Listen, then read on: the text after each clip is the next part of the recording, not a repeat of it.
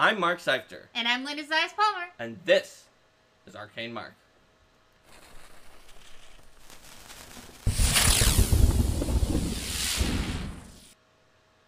Welcome, everyone, to GM Tools Engaging Organizations, which is both about making organizations that are engaging and engaging with organizations.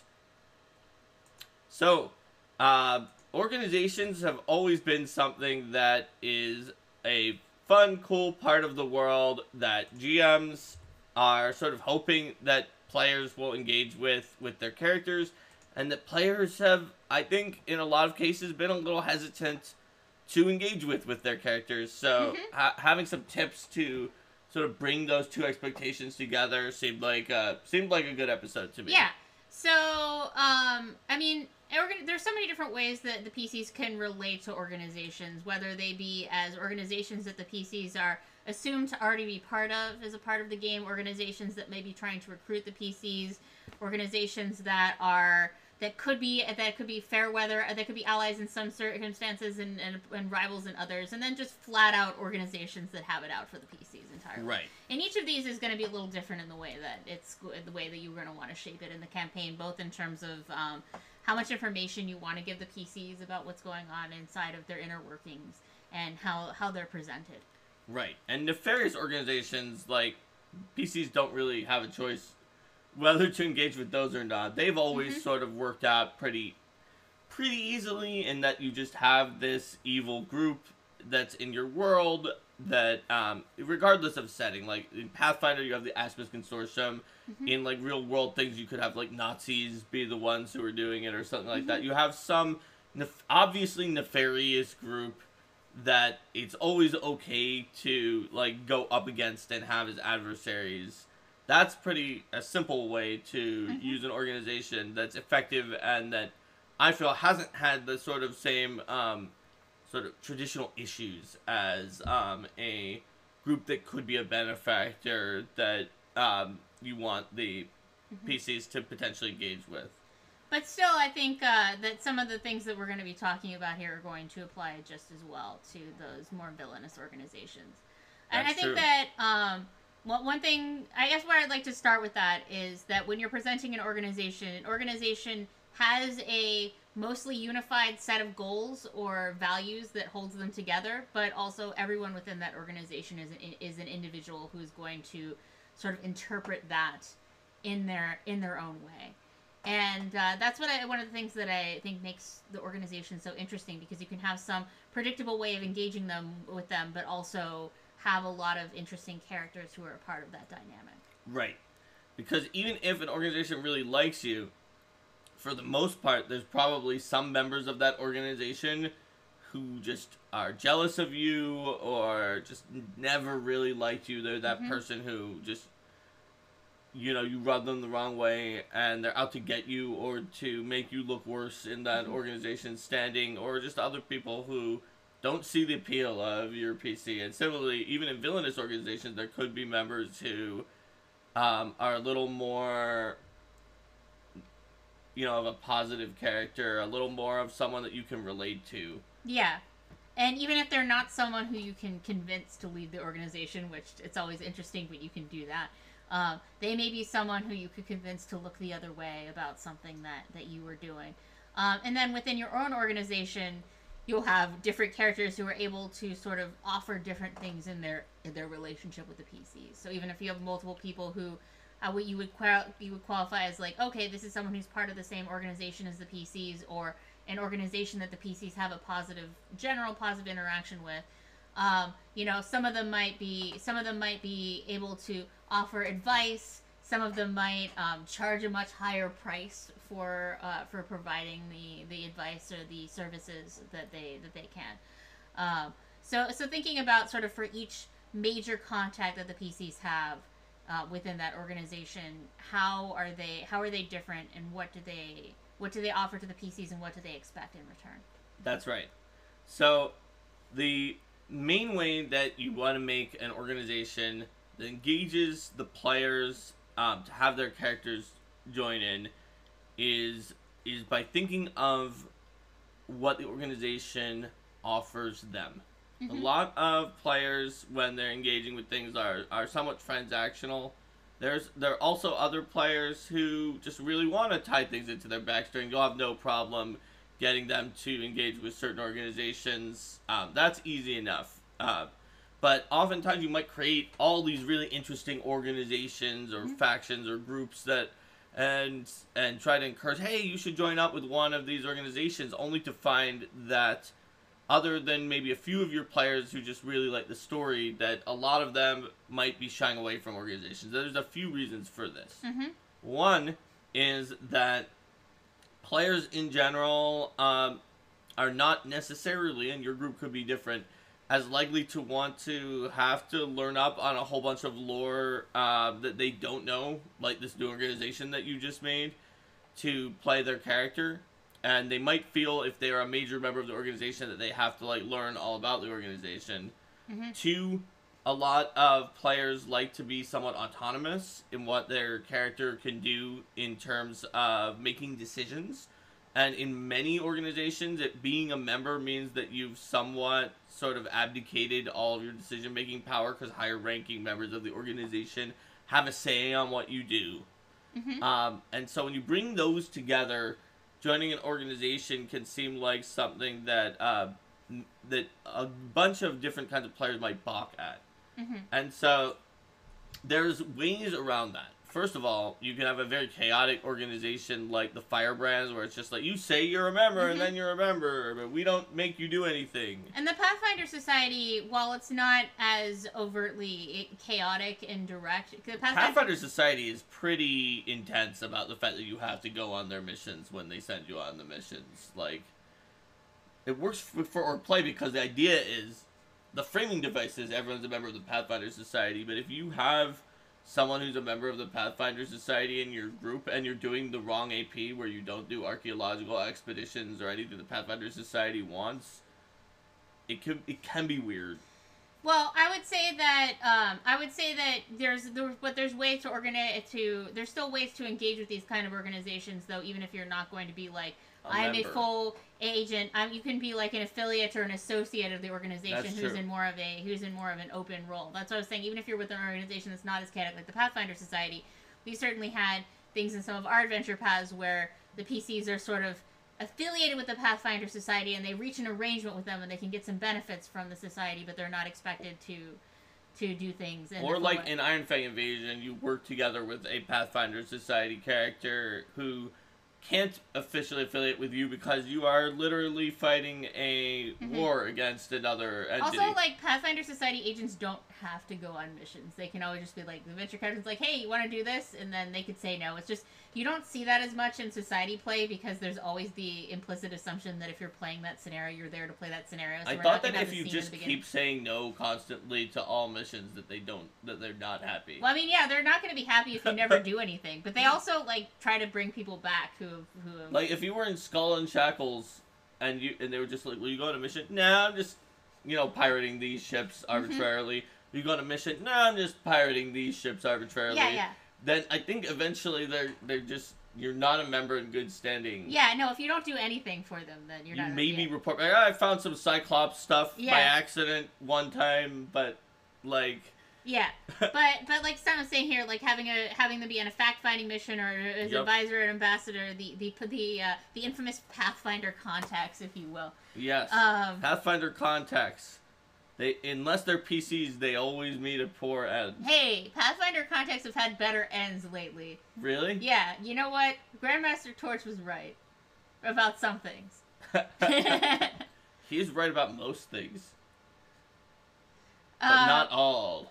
So, yeah. Well, like I said, I'm pirating these ships and busy, but if you need some agents transported, yeah. So, like, the PCs, unless this is sort of like a central conceit of your campaign, that the PCs are working for this particular group, they're less likely to want to be in one of these groups that's more hierarchical, that has larger expectations of them, and they're probably more likely to want to be affiliated with an organization in a looser way. But if they are part of an organization that's sort of like part of the central conceit of the campaign, that's like, you know what, we are all Hell Knights, and this is an adventure where we're all Hell Knights, then that's something that you really have buy-in to. Also, I want to be fair. There are a ton of APs where just flat out being a member of the Pathfinder Society works well, just because you're getting this huge discovery. Like, Rise of the Rune Lords, in my game, we had a lot of turnover, and one of the PCs who came in later on, it just made sense that he would be a member of the Pathfinder Society who was so interested in what the one field commissioned member of the society who was in the group kept sending back to the Grand Lodge. Like, you discovered what? Oh, this field commission guy has not been trained in any archaeology things, though. We should send someone who actually knows what he's doing. Because it was all these Thessalonian discoveries that the society was salivating over. So there are also a ton of APs that absolutely you could be a full-on member and they'd be like, we're not sending you on any other missions. Just do this. Yeah. This is the thing. This is the best thing. Yeah. And similarly for a lot of organizations, you could have just one Hell Knight who's in a group that's fighting against chaos or otherwise is really fulfilling the Hell Knight's code.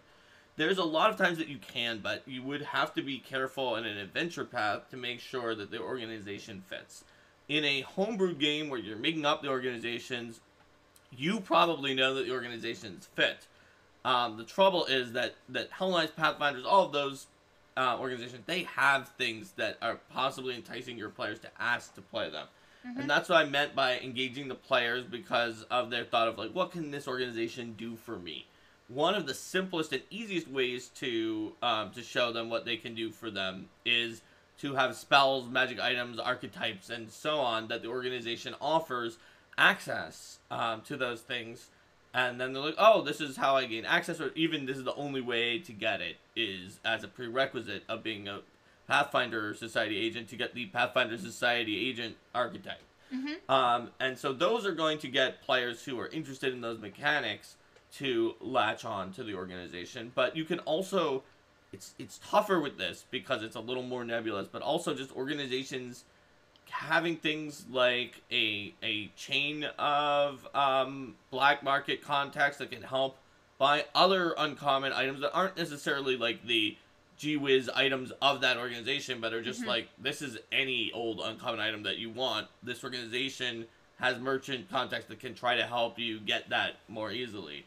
Or allies that will help you in many different cities around the world with whatever the PCs are doing. Yeah, so having that information when you go into places, having somebody to bend the right ear, or that you can call upon when things didn't quite go your way to help you salvage a troublesome situation, like if PCs get captured, these people can help you out.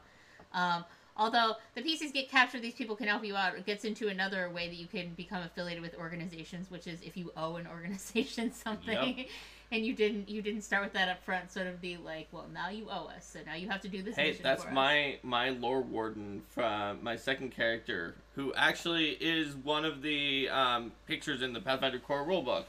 Kovas, who joined the Pathfinder Society and is a loyal Grand Lodger, mostly because they're holding over his head the fact that they are preventing his extradition to Geb for his murder charge. Yep. He staked a vampire who drained his sister dry, and that is murder in Geb. Yes, it is. Because the vampire was a citizen and was the sister of a very important bloodlord who was killed by the Pathfinder Adventure Card Society. So maybe maybe my character is okay now, but I think the extradition order is still out there, and the Pathfinders have held it over my character's head that if he's not extra super loyal, that they might just let it happen. So. That is absolutely a way that your character can wind up with it. And it's also funny because my character is not like, other than the fact that he's mad that they're doing that, he likes the society, so he's like, I don't know why they're even trying to do this. Because there's always going to be because you know what? There's always going to be some Decemvirate member and some venture captain who's shady. Like, no matter how many times the society says, okay, for reals this time, guys, we're cleaning house. Like, it was probably Tepin Montrose. Yeah. Who did it. Like, he binds phoenixes in his house. Like, you never know what he's gonna do. And just no one's bothered to tell Iakovas because they didn't know about that threat. It could have been. Yeah. So, there's... But regardless, you can become involved with an organization from the perspective of you owing them, and then the sort of idea of trying to clear that debt is interesting, as well as what you alluded to there is that you could still like that organization for other reasons. That's right. And there's one other way you can engage PCs with organizations that's a little tricky. This one can be harder to pull off, but if you have a custom sheet for character sheet for Pathfinder 2nd Edition that just has a slot that says organization in it, then that might make the new players think, oh wait, what organization am I in? And similarly, like if you think to Planescape, where there are those factions that, and everybody was in some faction unless you were a clueless, you could try to make a game where it's like, what organization are you in? You should fill in that slot. That's an important thing. Everybody's in one.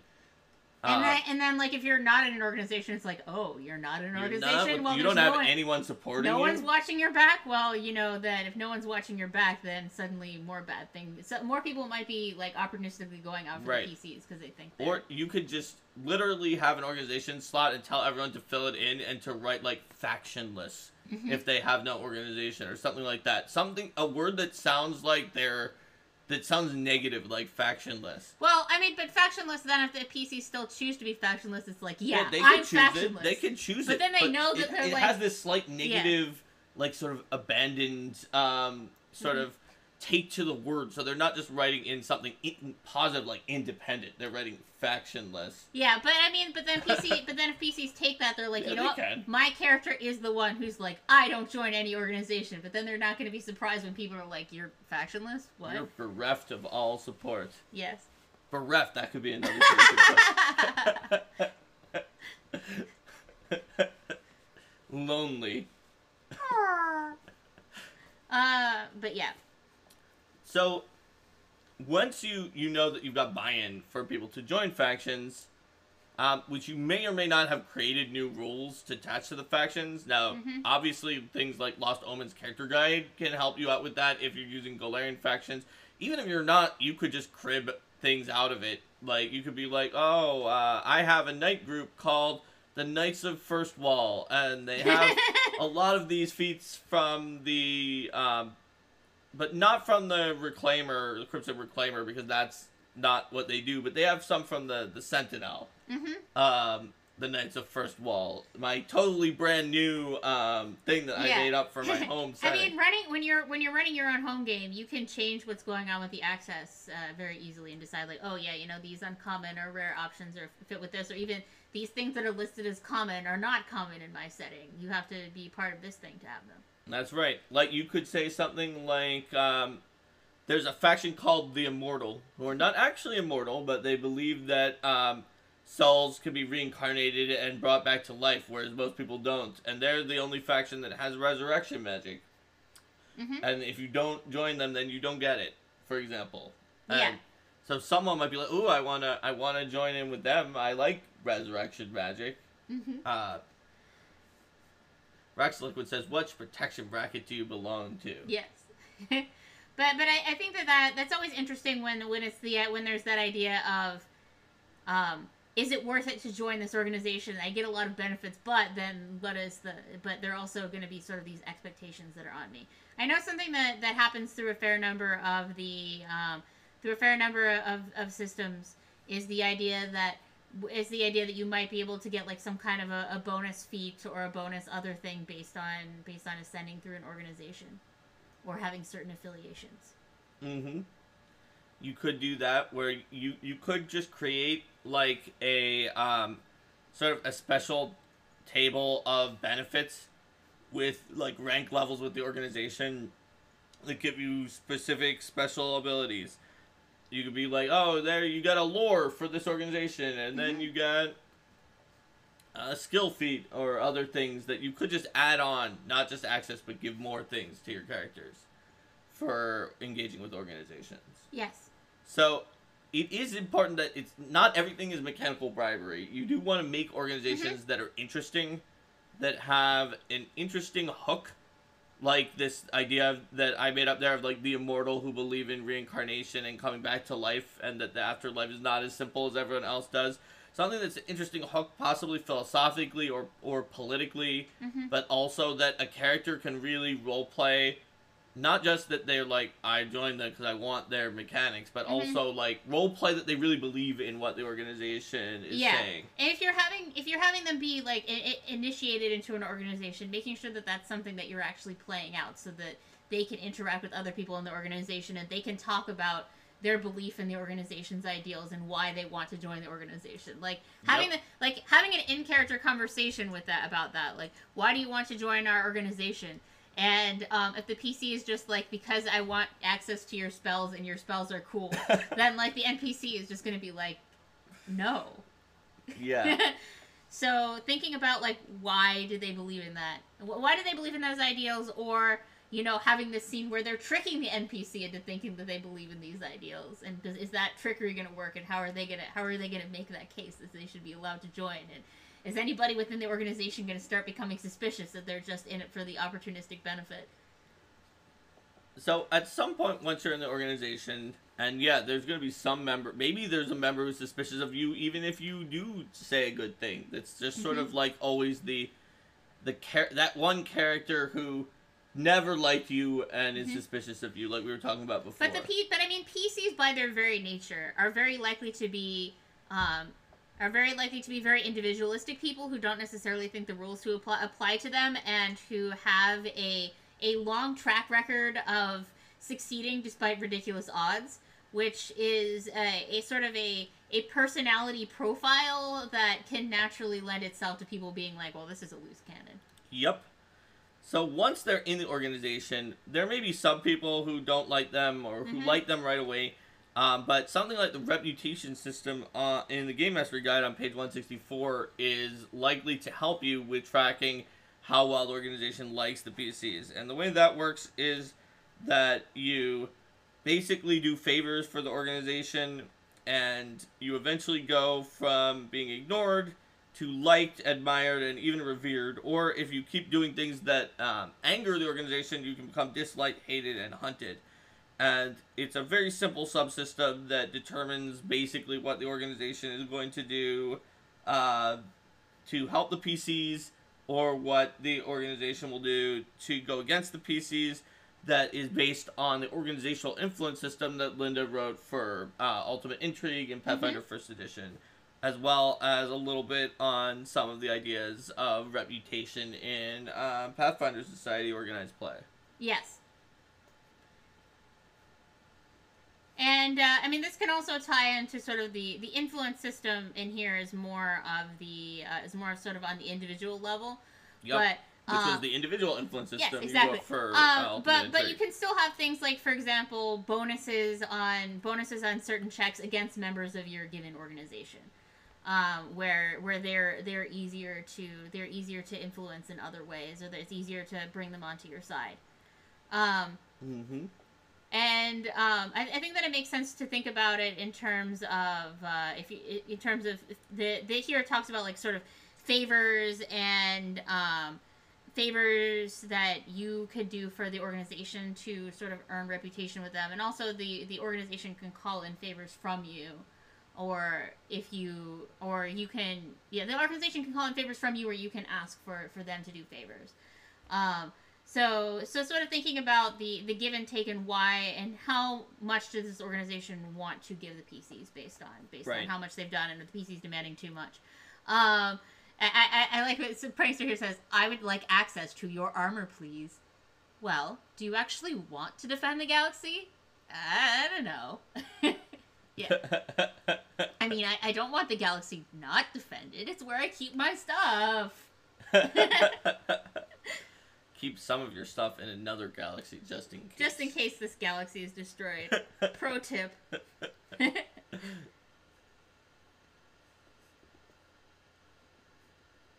And Prankster points out that if a rival organization finds out in your membership in a group they don't like, it could provide negatives. Absolutely. Yeah. In the simple reputation system in Game Mastery Guide, it doesn't go so much into that, but I know in Linda's organizational influence in the first edition one was very very thorough about the idea that, like, when you get up with one organization organizations that don't like it are going to get mad. Yeah, and similarly, similarly, you can leverage your cachet with an organization to get lesser benefits for allied organizations. Right.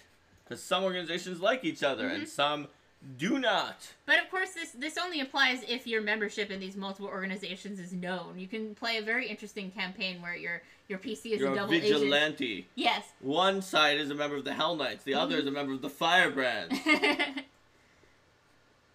And then you've got that tension of making sure that your identities are not learned, that they don't learn that you're playing both sides.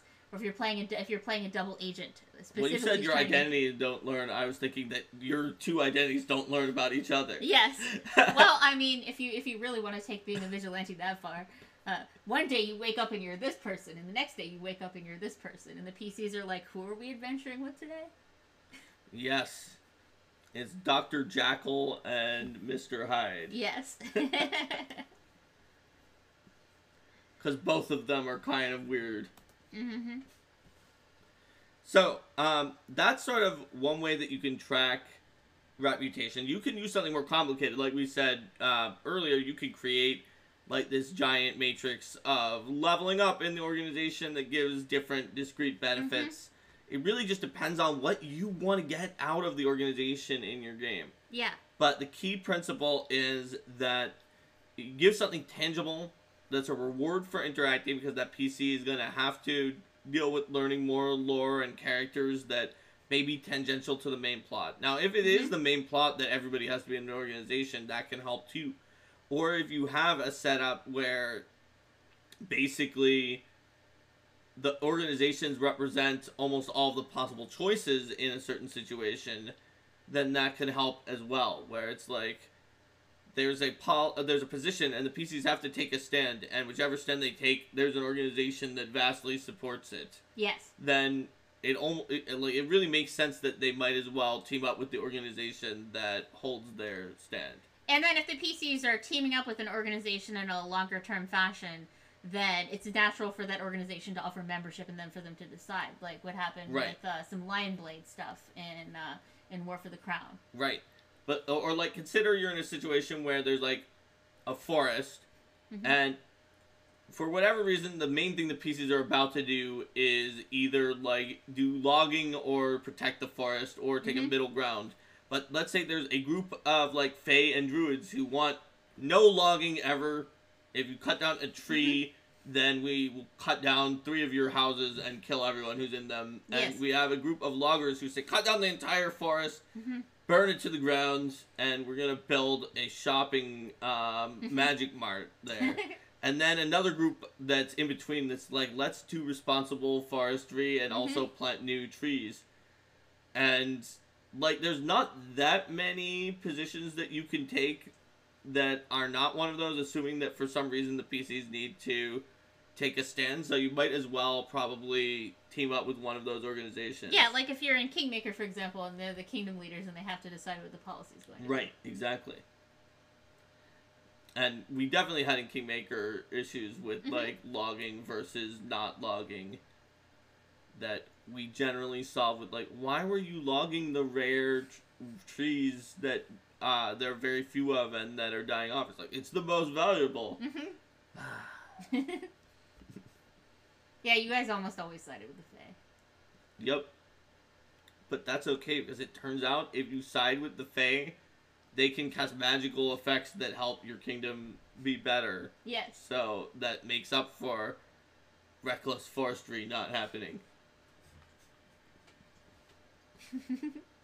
But the point is, once you're already making a decision, if you throw organizations into it, it's easier for the PCs to align with them, because also the PCs are like, oh yeah, these people agree with me. They're cool because they agree with me. Similarly, another way you could try to tie organizations into your group is if you have all of the PCs sort of build their characters, and then you intentionally at that point for a homebrew setting create organizations that are just really custom made to fit in well with that PC for each of the PCs. And you're like, well, you know, your character is a a lion-blooded Agathian, Leonel Agathian-blooded Aasimar, who wants to bring honor and courage back to this kingdom. But did you know there's an order of celestial knights that was founded by Leonel who want to bring honor and courage back to this kingdom? It might have even been your ancestor. And this group also thinks of your character as being very special and potentially one of their... potentially the prophecy has said that someone who's like you might one day be their leader, so they're very interested in you. And so that player is probably going to be likely to join that group. Yes.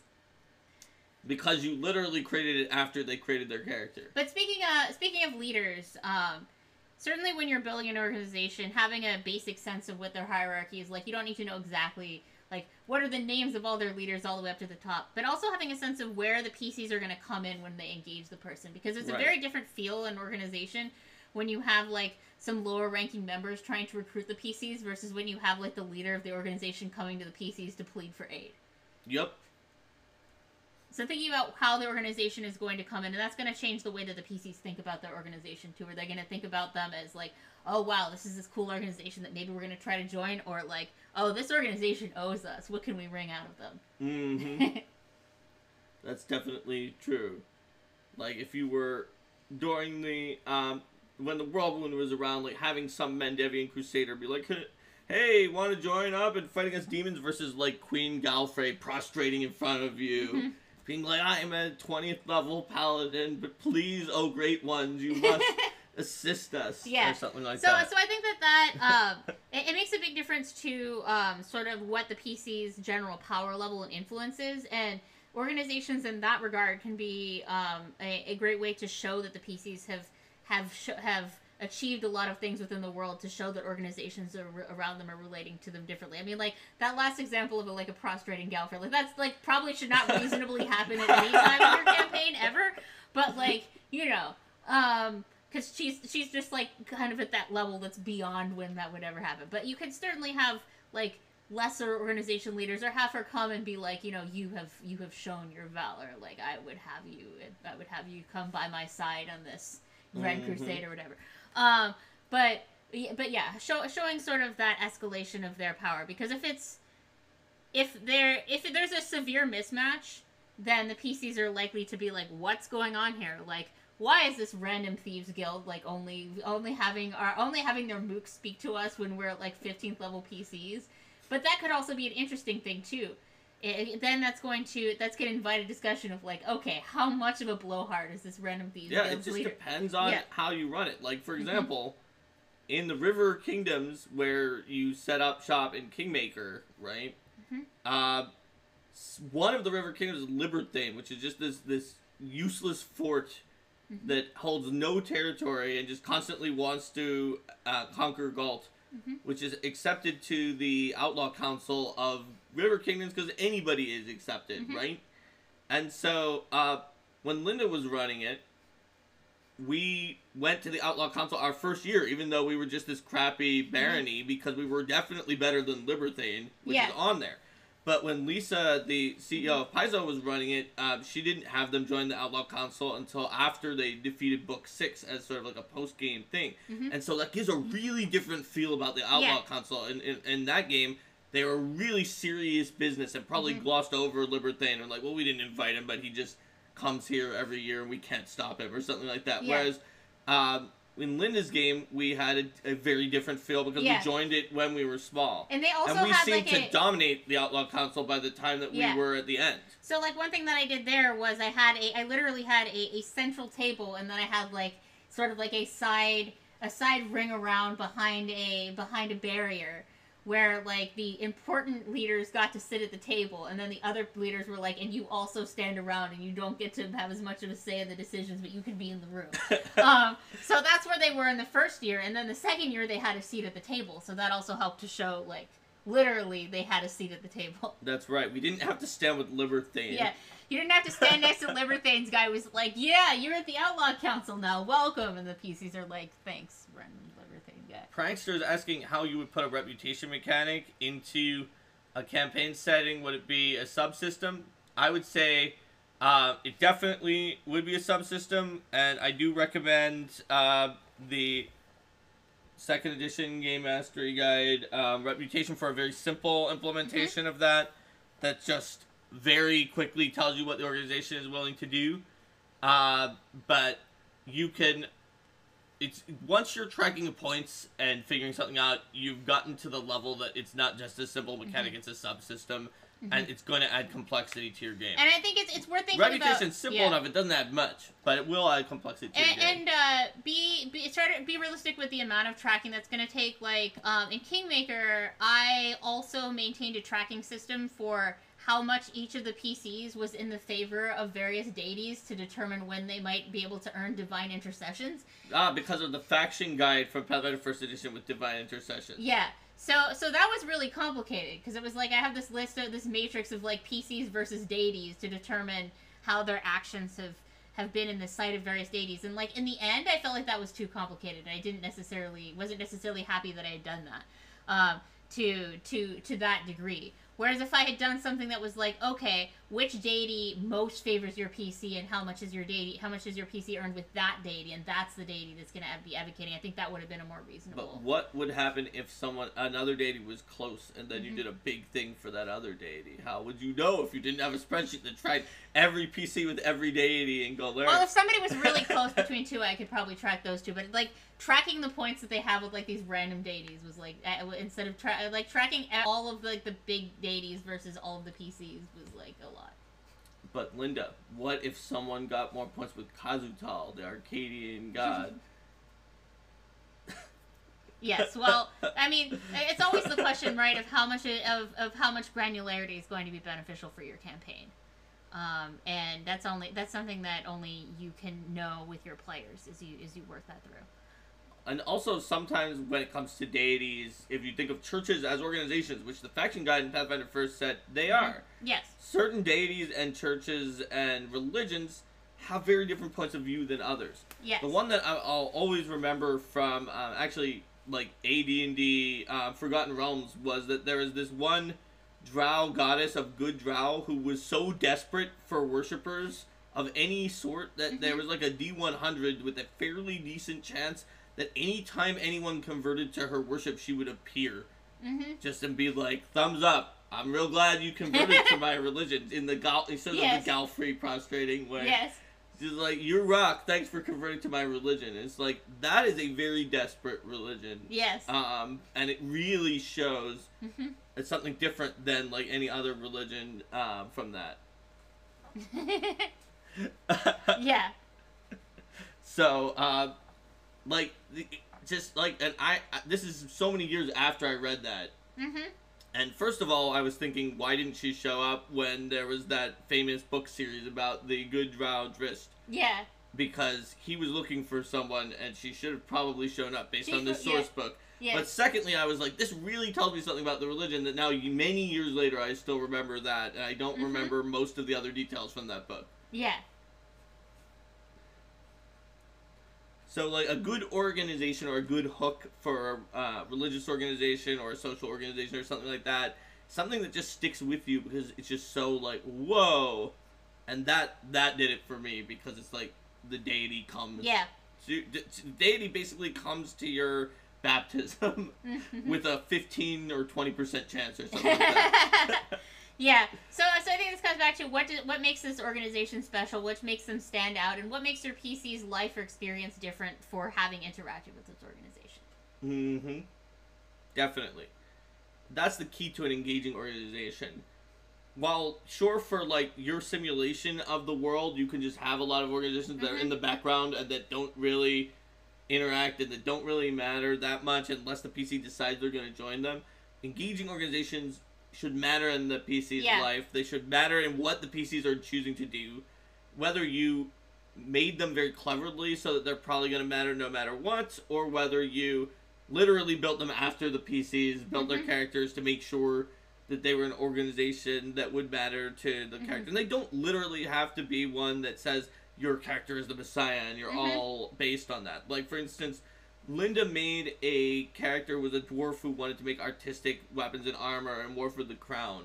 if I wanted to, I could have made an organization that was like a very prescriptivist art school from Taldor that like was dismissive of new kinds of art that would have a role in being like a foil to whatever new art styles that she was trying to get in, or just a very high standing, like kind of like the Royal Academy of Sciences in Britain is for scientists. That is like some really royal and fancy art school that would be an aspiration to join, but they wouldn't necessarily be like, oh, this dwarf is the best for sure right away. Be like, are you good enough to join the Talden Academy of Arts? I don't know. You'll have to prove yourself. So there's a lot of different ways that you can make an organization that's super tied in and that will work really well with your players and their characters retroactively.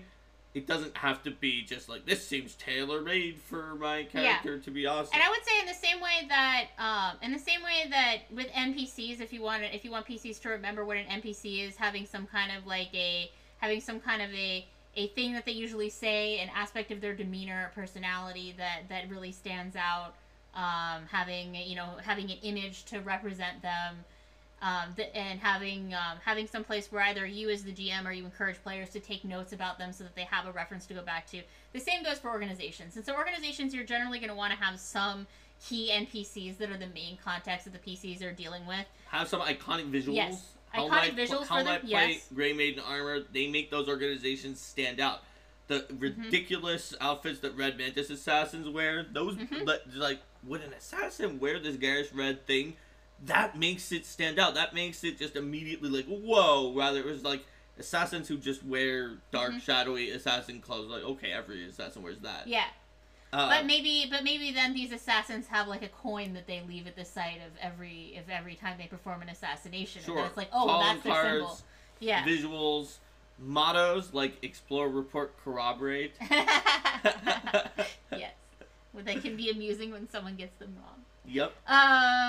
But yeah, mottos, sort of like an icon for their fashion, like a symbol that they might use on their buildings, passphrases, things that organization particularly values or uses to identify its members whenever that's not like that they have a particular thing that they might wear or things like that to make it so members can identify each other. Yep. Verbal tics / catchphrases like for Enderan Liberty's Edge, freedom! Yes. Such a catchphrase everywhere that, like, I remember there was a character who was being flogged publicly for, like, failing their faction mission or something like that, and they're like, every time they do, I yell out freedom. Yes. So, there's definitely, thematic ties like that you can use to help people remember and really bring sort of the factions to life. Yeah, Pricer says it's like the real life equivalent of seeing a person dressed in a white alban saying "Peace be with you." You would say, "Oh, that's a priest." Yeah, exactly. Yeah, exactly. So you can see the PCs can recognize, "Oh, that's a member of this organization," without you having to say like, you see this person, you have a conversation with them, and they say, ah, yes, by the way, I am a member of the Red Mantis Assassins. Yes, it's like you see someone in a goofy-looking mantis mask, dressed all in red with two sawtooth sabers, who has just murdered one of the other PCs. And you'd be like, oh yeah, that's a Red Mantis Assassin. Also, uh-oh. Yes, exactly. So, you don't have to be like, oh, by the way, also, this person is a Red Mantis Assassin. Excuse me, I have just murdered your friend, and I would like to make sure that you are aware that I am a Red Mantis Assassin. That's very polite of you. Now that I've said that, die. Yes, now you will die, but you must know that you die in the name of Lord Etch-a-Sketch.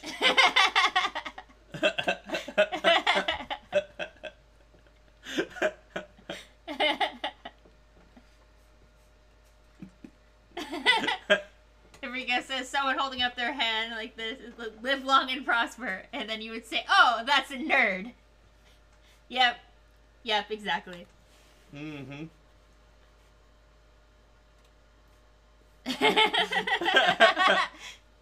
Yep. But yeah, those sorts of things definitely help with making the organization having stand a out. thematic type makes the organization stand out right away. Mm-hmm. Like, I don't know how many people read Villain Codex in Pathfinder First Edition. It's a great book. Mm-hmm. But the Secret Society in there, for instance, could have just been just, like, any group of people who get together and get young nobles to join them and have, like, some kind of sinister plan inside. But instead, it has this cat and mouse thematic where they turn people into anthropomorphic mice and then wearing cat masks hunt them down. And there's just this whole visual, and all the names of the top members are based off of cat-based names. Mm-hmm. And they have, like, a cat eidolon that is one of their sacred animals, and all sorts of things like that. And that just immediately, for this new organization that was just created for Villain Codex, sort of ties you into that organization and says, okay, this is an interesting secret society, Mm-hmm. rather than a generic one.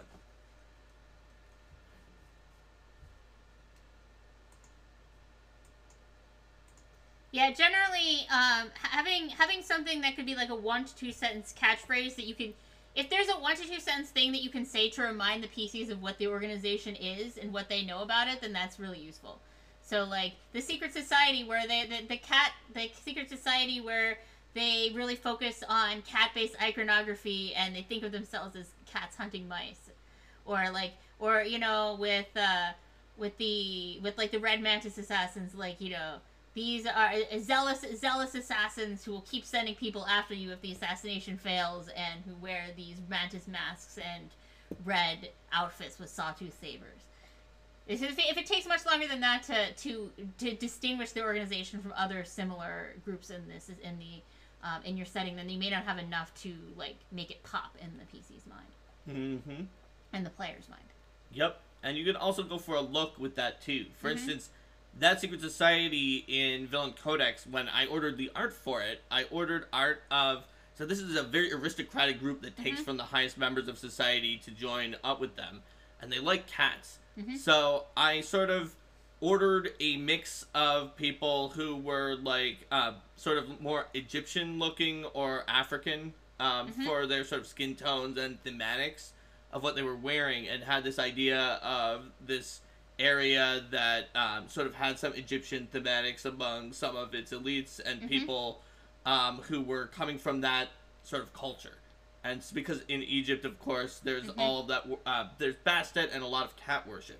Mm-hmm. And so And also, then that means that is an Osirian, because Osirian has the Egyptian deities. it could easily have been an Osirian, Yes. and you would also possibly have people of different, of the different Mwangi ethnicities Yeah. in Osirian as well, Mm-hmm. in addition to Gurundi. So Yes. it could fit in Osirian in Galarian. It was generic because it was from the rules line in Pathfinder Yeah. First Edition, so it didn't have to fit into any one particular place, but it could. But a lot of And it things, had a lot good of things in the thematics. first edition rules line were, like, at least not contradictory to fitting into Galarian. Sure. Yeah. Yeah, absolutely. So, if you have a really good thematics for the organization, that goes a long way into helping people remember it and making people want to engage with it. Especially if it looks cool, Mm-hmm. that makes people want to join it more. Mhm. Like, certainly, like the Hell Knight armor looks cool. Yes. For some version of cool that's based on, like, that spiky, evil-looking armor look, and people want to join because they want to look cool. Mm-hmm. Whereas the Red Mantis kind of look a little bit goofy, but some people want to join if it looks goofy. It's just a different kind of situation. Mm-hmm. Plus, they just are kind of badasses in the setting, and so if an organization is like that, people want to join because they want to be badasses like the Red Mantis. So, there's all sorts of ways to get people to tie in to an organization based on their own sort of feelings and connections with the organization. And I think we talked about how to get players to tie in. We talked about how to make organizations that were very interesting. We talked about the idea of adding mechanical aspects to it. Loudwing has a question. Have we addressed There's that, a GM? question. Can explain how secret organizations might keep their secrecy in a setting with magic. Well, that is a good question. The Secret Society group in Pathfinder First Edition had a magic ring that helped with that, if I recall correctly, that identified themselves to each other, but also non-detection away certain effects. You generally want to use effects like non-detection, or misdirection, or mind blank if you can get it. Yeah. These organizations are also going to have much subtler ways of identifying their members to each other. And potentially, like, you know, not they may not have like an obvious physical thing that they're carrying around with them. There may be some sort of a passphrase or check that they use with people that they suspect may possibly be members, and they may have rotating passphrases and other things like that. They probably have some kind of a cover for why they're meeting together. Right. So they may have something where it's like we are an organization of farmers that meet to talk about the crops, but like Right. secretly out in this other barn we have these other post meetings that we have, which people would think is just this happening, but we don't start talking about these other And things. in the until Villain later. Codex one, Yeah. it starts out as just wealthy aristocrats can come to these lodges where they just do debauchery. Mhm. That's all you do until you get into the inner circle of the organization, because they don't trust anyone who hasn't been vetted. And legitimately, many of the members who don't even know that it has this secret turning people into mice and then hunting them Yeah. for hunting the most dangerous game. That is only for the special people to know. So the cover is very solid because most of the members only know the cover. And certainly, you know, classic things like illusions and secret doors to hide those places, having them be in more obscure locations, either obscure by virtue of being like really far off to the side and like a part of town that's mostly abandoned, and they've paid off people nearby not to look too closely or to watch and warn them if someone comes in, or places that are more obvious in public, where then they can kind of slip off from those more obvious and public locations, so that people coming and going from them aren't going to be so suspicious. They may possibly have like some kind of magic that's like, you know, this door is like particularly nondescript and boring, and people don't really want to bother with it. But then the PCs could. But then, like, if you're a member of that organization, you know like how to get that door to open, or you might have a door that opens on like a basic supply closet. But if you have the correct passphrase or amulet, then when you open it, it goes to the actual location. Or maybe you have an illusion that's up, but directly underneath the illusion is some kind of a glyph that's going to send an alarm to the organization. So organization members know that you close your eyes and walk through the illusion of the wall, and that's how you get through.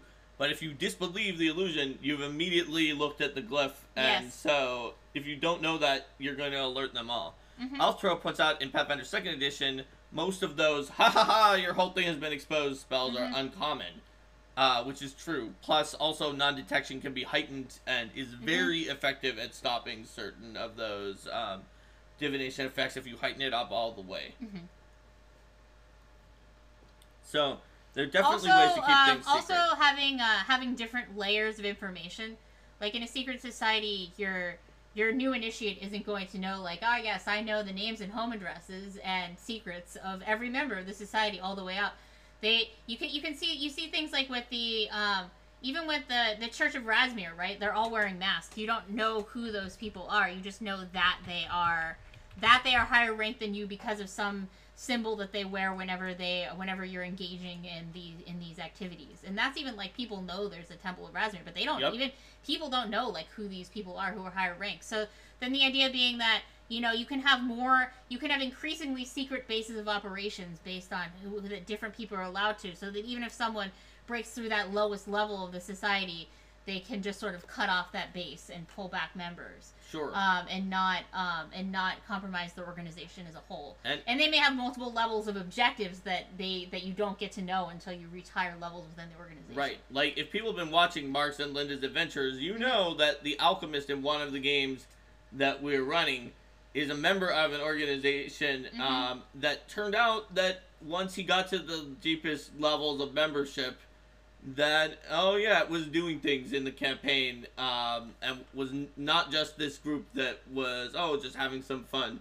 And he never found that out until, actually, honestly, even when they accepted him into the very top 5 people who got to make all the decisions about it, they still didn't necessarily tell him all the things that the organization were doing, that some of which that he probably would have disagreed with until the PCs confronted him. So. It was funny. So Lovebang's asking, have you talked about a structure, organization in terms of member structure and leadership? How much detail should the GM put into charting who reports to whom? Any suggestions for documenting the structure? I would say probably a skeleton structure where you don't have names, but you just have a base sense of like leader has this title, then there's these people, then there's these people, and this And is you want to generally how know the what organization the themselves. structure looks You want to like. know what the structure looks like, but you don't need to fully define the NPCs, particularly the ones you don't think the PCs are going to be interacting with that much, but you'll probably want to have some sense of the leader's personality, of the personality and goals of like some of the main people who are going to be shaping what the organization does, and then you'll need more specifics on the ones that the PCs are going to be interacting with, Right. so that you can safely fill things in later and not have contradicted yourself. If the PCs haven't proven that they're interacting with this organization yet, and you don't even know if you can engage them, get like the leader or leaders if there's a few top leaders, and one contact that the PCs Yes. will meet first. Once they like that organization, you can start filling it in. Yes. And know what your leadership group is. Is it a synod? Is it a just one general who rules over the entire organization? Is it so chaotic that there is not really any leader, like the Firebrands, they just do whatever the heck they're gonna do? Know what that is, and know if there is a leader or a very small group of leaders. Know who they are and what they and what they stand for, and then like one cool contact that the PCs can meet with. Let's see. Stump Monkey says a cell structure works well at stopping people from finding out everything for a secret society, also providing a story mechanic for the players to follow a trail. Yeah, cell structure is particularly good for opposing And organizations. for those who don't know what a cell structure is and thinks, oh, what I is that just like talked a about. mitochondria? That's what Linda Yeah. just talked about. Yep. But I think, like I was saying, it works really well for those opposing organizations to slowly peel back the layers. But it works just as well for other things. And then the Pranksters talks about the structure of the organization can also reflect their ideals and give hints about the organization. So, for example, cult leaders are going to have a lot more secrecy over how does their structure work than, say, a military. Where in a military, it's going to be very defined. Okay, yes, I know this is the person. This is the general. This is the general's name. These people report to the general in this specific hierarchy, and that is no secret. There's the general, and there's these colonels, and whatever. Yeah, exactly. Yep. So, learning about the structure and the power structure, especially at the top of the organization, can help you Another figure thing it that out. you're probably going to want to know with the power structure, even in that very beginning stage, is how mutable their power structure is. Like, if you want that organization to have a major internal struggle and be on the verge of an upheaval, or to have a lot of internal turmoil versus to be very stable, because that's also something that's going to have a major impact on how the leader operates and how the organization operates too. If you've got like a lot of tug of war within it. Absolutely. Because you sort of have factions within the organization at that point. You don't need to know like if all you the have sub-factions major to start with, factions that are necessarily, important to the story of the organization, then you need to know them, and you probably need to know who leads that sub-faction. So, for instance, the Knights of Last Wall has the Crimson Reclaimers, which are a sub-faction, and then it has the other sub-faction that's basically just the regular Knights of Last Wall. But you could just know... you need to know about the Crimson Reclaimers if you want that to be a big part of the story. But when you're not sure if the PCs are engaging with it yet, you could just be like, there's a sub-faction that cares more about revenge against our enemies, and there's a sub-faction that cares more about rebuilding the damage that was done to our organization. You don't necessarily need to know who the leaders, like, as people are, or what their names are if you're not sure if the PCs are going to engage with that yet. That's right. So, Lava says, if players are building their own organization, how would you handle the recruitment process? Well, there's a good thing that there's a leadership subsystem in Game Mastery Guide that's a few pages after the reputation subsystem on page 168. That is entirely about players creating their own organizations and recruiting new members to level up their organization from 1 to 20 with leadership. It's a 2-page spread that talks about like things that would happen. Basically, the idea is the more people you recruit, the higher level the organization is. From a starting off group where you have 1 to 2 followers who are all level 0 characters, or -1, all the way up to a organization with thousands of members, some of which are level 4 for your mooks, and then lieutenants who are level 5 to 9. And I would say that in terms of adding variety and interesting characters, and the PCs are starting an organization, one fun way to do this is to think about who is drawn in by each of the PCs and why. because because you're definitely going to have people who some PCs are like, oh gosh. And particularly if you have PCs who have like a relatively strong difference in how they see the world, and you've got like this heroic champion and this more scoundrelous rogue, and then you have someone who comes into the organization and is like, oh man, I'm so impressed by the way that you broke your way into the royal vault, and the champion's like, is the server recruiting? And the rogue is like, yeah, let me show you my lock-picking skills. That's right. But having people who are attracted to join the PCs for a variety of reasons, it can, and also, like, the people who are coming in to join the PCs know more about the PC's legend, probably, than they know about the PCs as people or the PC's faults. So how the PCs present themselves to the world is going to be interesting, too, in terms of the PCs living up to the expectations of their legend. Yep. In front of the people who they're trying to get to follow them. Also, the people might try to ally with the PC's organization who don't match with any of the PCs. Yes. For example, in one game, the PCs were starting a fort, that their paladin was starting a fort. Mm-hmm. And so a sketchy merchant group was like, this fort is in a good spot on our merchant route to Irisand. If you let us, hold any of our goods in here of our choice, whatever it is, and help protect it with your fort against people who attack us and try to take our stuff, we'll just give you a lot of startup capital to help rebuild the fort.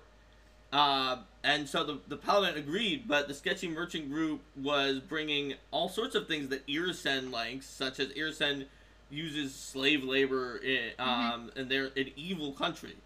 And so at one point, the paladin's fort was being attacked by a group of like Liberty's Edge Enderend people who wanted to free the slaves that were being kept inside of the fort. And the paladin was like supposed to defend the fort against anyone who was going to attack it. But it's like, these people are good. I'll use non-lethal attacks on them or something. It was like very tepidly attacking the ones who were just outside the fort shouting freedom with a battering ram, and also not paying much attention, while another group was using the distraction of yelling freedom to sneak in to try to like steal everything and ruin the merchants and the fort. And the paladin was not going to notice it if it wasn't for their secretly evil vizier of the paladin, who was another PC, who was like, look, they're attacking us down here, and then came in and channeled negative energy to fight. The paladin was actually starting to lose because she couldn't smite evil, and she was taking a -4 to do non-lethal damage. And she was really strong against the evil enemies they fought, but she was not very good at fighting these, like, chaotic neutral to chaotic good Liberty's Edge people who were coming into the fort. And it was a pretty interesting dynamic. Yep. But, you know, the secretly cleric of Zon-Kuthon had no objections to...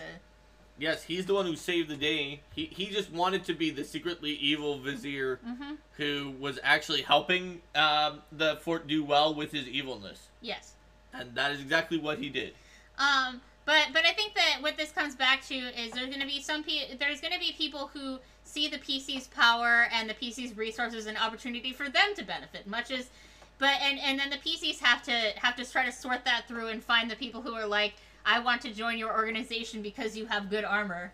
Do you actually care about do you want to protect the galaxy? No. I just want that armor. Yes. So those same people are going to come right around to the PCs. People who it can also help the PCs sort of learn and get perspective on themselves a little bit. If they were like that before, and then they start their own organization, and people are joining them who are just like that, and they're like, "Oh, is that what I was like? Oh, this is so annoying." Yeah, you guys are so cool. Like having people who definitely really look up to the PCs and are like annoyingly fanboys / fangirls / fan people. It's like, how do we deal with this? It's like, can you teach me the secret feat? Can you teach me the secret feat? From your monastery, monk? Yes. It's like, do you follow Aurori and the law? If I say yes, will you teach me the feat? Yeah. And then the PC monk is like, why doesn't anyone actually care about Aurori? About Roy. Or a lot of PCs will probably appreciate having a group of fans that are like not quite so like, oh my gosh, tell me about all of your stories always. I'm gonna follow you around all the time. So yeah, you can have a variety of people seeking to join the organization. The PCs are forming, people who are seeking to sort of undermine that organization. The PCs also are going to have to decide then how to direct their people, because their people are the people that are a part of their organization that they're leading are going to be looking for guidance in how do they do these objectives. There are going to be cases where the PCs have to decide, am I going to send my people to do this, or is it going to be too dangerous for them? Because if I do everything, then they don't get a chance to actually have autonomy and be a part of this organization and participate toward the ideals they believe in. But when I send them to do things, it might be too dangerous for them. And then the PC is going to have missions then where they need to go save or rescue the people that they sent into danger, or like, you know, the people they sent into the danger died. Now what are they going to do when their families are like, what happened? And are they going to have like doubts within their organizations, like, well, we thought you could do anything, but you sent these people to do this and they died. Now what? Tough luck. Tough luck. Or if you're in some campaigns, it may be like, well, we're just gonna raise dead all of them. So there, this is what happens if you die in the line of duty for us. You're like, oh, families, you're coming complaining. Okay, do you have enough money for a raise dead? No. Well, we'll provide you the next best thing. Animate dead. There you go. Maybe you shouldn't have come complaining. Now all of your loved ones are zombies. Ways to become an evil organization 101. Yeah, but considering very much your organization, the new organization's reputation, who's going to want to try to ally with them and who's going to want to take them down. And making an organization also means that you're getting a larger profile on the world stage, and you're also going to be laying down some sorts of bases of operations, which in and of themselves become they can become great places to have, like, your grand library of all the books the wizard's been collecting, or the alchemist's mysteries, or things like that. But they can also become targets for enemies that need to be protected, and that you would want to then protect with these levels of secrecy that we were talking about organizations being able to do. Yep. Are you going to want to have it on a you could have a sentient, intelligent tent. Yes. And that's where the wizard keeps all of his books. You could. I want to say, Lava Being, I really appreciate your questions here. You've been asking a lot of really great questions that have helped us sort of drill down into some of these ideas. Lava Being said the mercenary group in 1E got wrecked by some monsters. The plot point to have the characters take over personally. Mm-hmm. Yep. There's always a good point in having, like, a reason why the characters are going to become more important in the organization. Mm-hmm. Or why there's a shakeup. Like, in Pathfinder Society, at the end of 1st edition, they decided it would be a good idea to go, like, attack the Whispering Tyrant's fort. And a lot of Pathfinders didn't make it out of that. Mm-hmm. So there were shakeups and changes going into 2nd edition because of that. But they really did a great thing. In what they did allowed many people to survive that sort of epic event. Yes. That would have definitely died in that area if the Pathfinder Society hadn't gotten involved. So then the society had this whole thing about, okay, now we need to recruit, and let's seriously center ourselves back on being archaeologists for a while, because we said we're archaeologists, but we saved the world. So we've saved the world events several times in the last few years, and our membership is seriously dwindling. Let's get back to roots. Yep. Let's stop with these political. We did political factions. We did sort of ideal factions. Let's switch around and focus on, like, why are you a Pathfinder? Because let's focus on being a Pathfinder, please. Yep. All right. I think we covered it all when it comes to organizations. So, shall we say bye to YouTube? Let's say goodbye to YouTube. Bye, YouTube. Bye, See YouTube. you next time. See you next time.